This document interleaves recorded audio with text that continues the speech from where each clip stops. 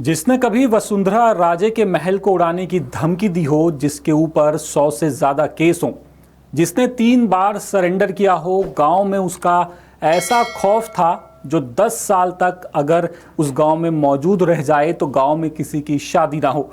ऐसे कुख्यात और डकैत जगन गुर्जर की 29 जून को सबसे सुरक्षित माने जाने वाली राजस्थान की अजमेर जेल में हत्या कर दी गई है। बता दें कि जेल काफी हाई सिक्योरिटी थी, लेकिन इसमें जगन गुर्जर की हत्या हो चुकी है। और ये जगन गुर्जर सिर्फ राजस्थान में बदनाम नहीं था, बल्कि मध्य प्रदेश के चंबल का खूंखार डकैत भी था।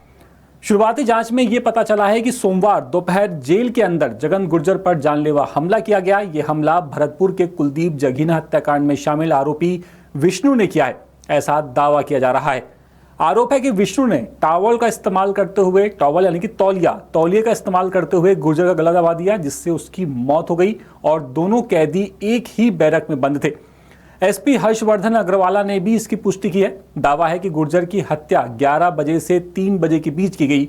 जब ड्यूटी स्टाफ राउंड पर आया और बैरक को खोल करके देखा, तब पता चला कि जगन गुर्जर का शव पड़ा हुआ है। इस हत्या के बाद पुलिस और जेल प्रशासन में हड़कंप मचा हुआ है। जेल को छावनी में तब्दील किया जा चुका है। जगन गुर्जर की अपराध की राह अगर आपको बताएं तो चंबल का कुख्यात डकैत जगन गुर्जर करीब 27 साल पहले 1994 में जुर्म की दुनिया में आया था। बीहड़ों से घिरे धौलपुर के डांग को उसने अपना ठिकाना बनाया। बाद में अपनी एक गैंग बनाई और करीब 7 साल तक राजस्थान, मध्य प्रदेश और उत्तर प्रदेश में फैले चंबल के जंगलों को बीहड़ों में जमकर उसने खूब आतंक मचाया। गुर्जर का खौफ इतना था कि उसने अपने गांव में 10 साल तक कोई शादी नहीं होने दी। उसने अपने जीजा के हत्यारों को जान से मारा।